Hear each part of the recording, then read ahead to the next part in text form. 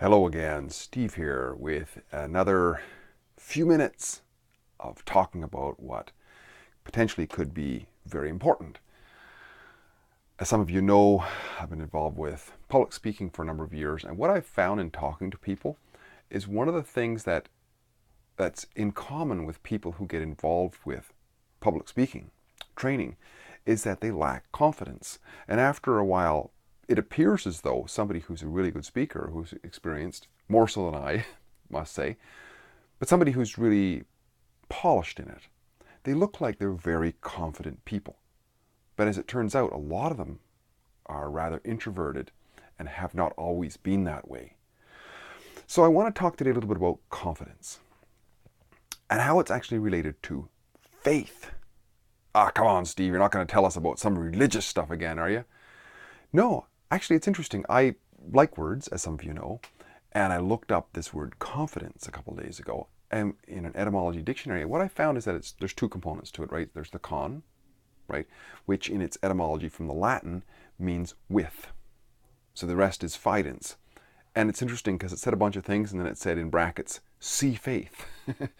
And we can see we can see that is there, right? We see fidelity in the fidens part. And fidelity we often use in terms of people who are trusting each other, right?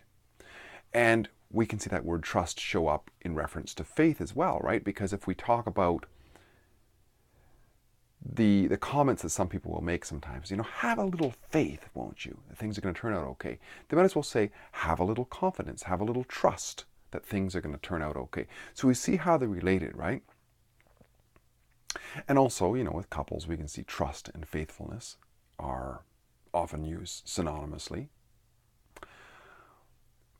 We can also see how faith can be used in a lot of terms, like in the case of trusting, but in the non-religious sense. Like sometimes we'll just have to take things at faith. For example, if we go to somebody's house and they offer us a chair, very often we'll just sit on it without, taking it apart, looking at the bottom, make sure the legs are okay.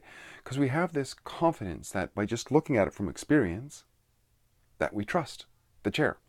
But if we saw that the chair had a one leg kind of sticking out like a dog's going to take a pee up against a fire hydrant and it's cracked, we might think, maybe they didn't notice that, but if I sit on it, I could collapse and injure myself and break the table or whatever. So because of what we're seeing, because of what we realize, we lack the confidence to sit on it. Now, if it's all fixed up, it's glued up, it's nice and strong, now we develop that confidence, that faith, we might say, to sit back on it. So, well, of course, what are you saying here, Steve? Of course, everything you're saying is completely obvious, right? But I think it goes a bit deeper because a lot of people lack faith in areas where they could, or rather confidence and faith, or whatever, both of them synonymously, in areas that they don't. I've pointed out obvious stuff, sitting on a chair and so on, but what about challenging social circumstances? I talked about a couple days ago about this concept of the emotions and religiosity, right? And how there's the body, as I see it, what we are, at least as far as we can see. This body, this mind body, and this higher mind. Well, the confidence challenge or problem, if you want to say, I think, at least in the experience, it comes out of the mind body. And it has a lot to do with experiences we've had in life, having been teased and put down and ridiculed and not doing well here and there, and having, a rough time perhaps in our formative years and in our teenage years, and awkwardness around people and so on. And this is instilled, I think, I'm no psychologist, but what makes sense to me is it's instilled in us. It's a learned pattern of behavior that goes very deep. So now, when a similar circumstance gets to us, we're triggered into somehow that experience again, and we relive it in the emotion.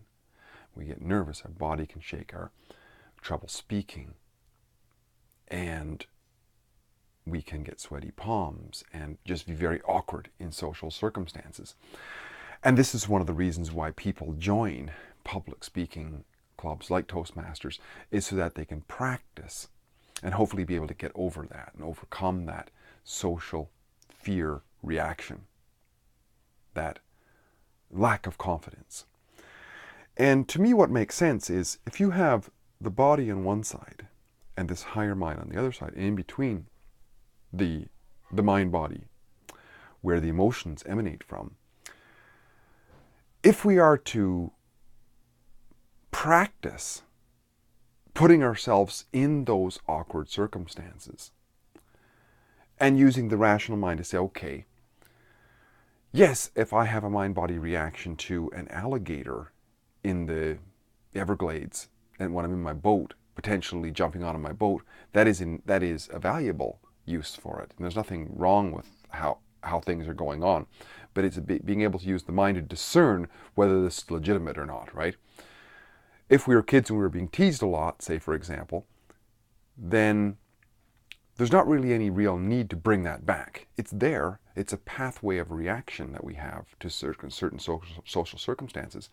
But we can realize that, nobody's going to actually throw a sandwich at me like happened when I was a kid or whatever.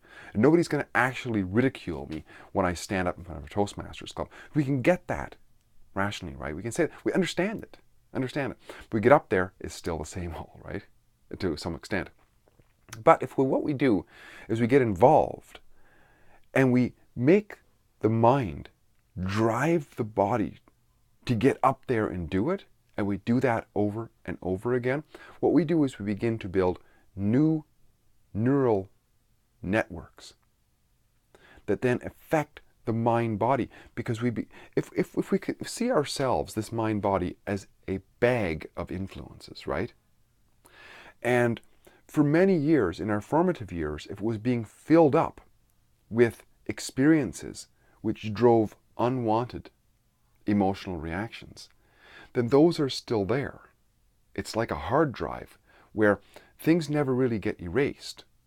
But what happens is if we practice by simulating those experiences, those challenging experiences again, by getting up in front of groups and talking, then we begin to add once again to that bag of experiences. And the new experiences begin to displace, never get rid of, because even very experienced people who look like they're very confident. I remember Shania Twain talking one time about how she's very scared when she gets up on a stage sometimes.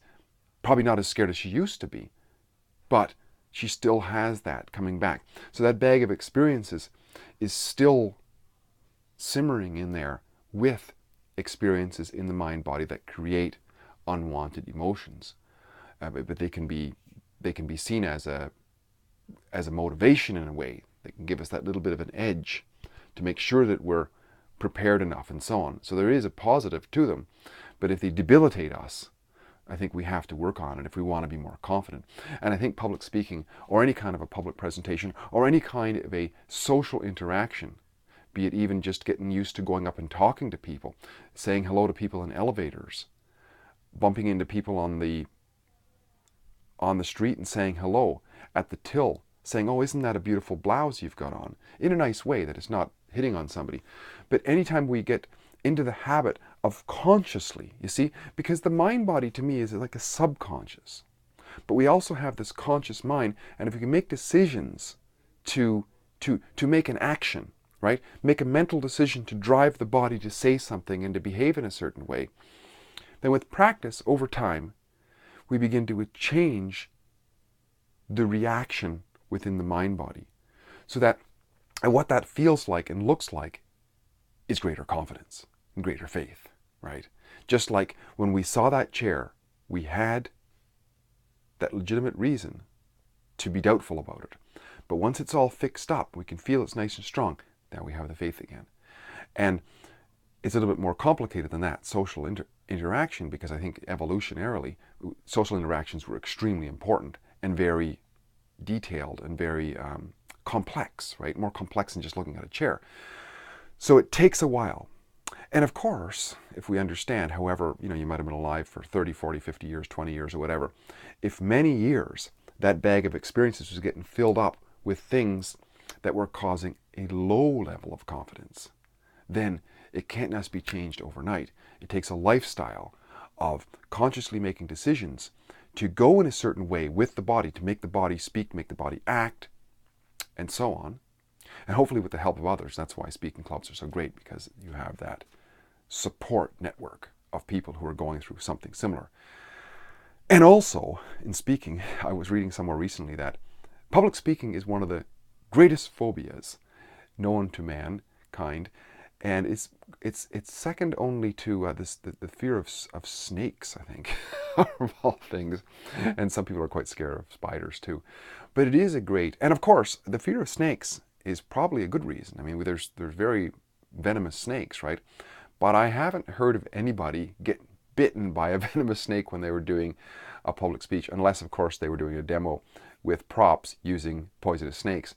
But generally speaking, it is an inviting, especially in the training sessions or at a speaker's club, it is a situation where people welcome the challenge and they want to help and they want to give feedback that's reinforcing and uplifting to people, because then we understand we're all going through the same thing, and that's our job there, if you will, right?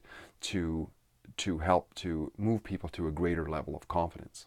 But yeah, I think it's important to recognize how that confidence can get affected, which is this mental decision, right? We can always make a decision to cause ourselves to act. And over time, with action, what is it, the 10,000 hours of exercise, we develop new networks which end by affecting our mind-body, if you will. That emotion, that eminence of emotion, that bag of experiences that from which comes the emotions. And when we have greater confidence, we still have that bag, but what comes out of it is a great feeling. It's a great feeling of confidence. It's a feeling of achievement. And I think that makes such a great difference in our quality of life, if that's what we're after. And if we're honest with ourselves, it is what we're after, is quality of life, a higher quality of life. And certainly a greater level of confidence is one of those. Steve here again, great chatting. Hope this is valuable. Talk again soon. Bye for now.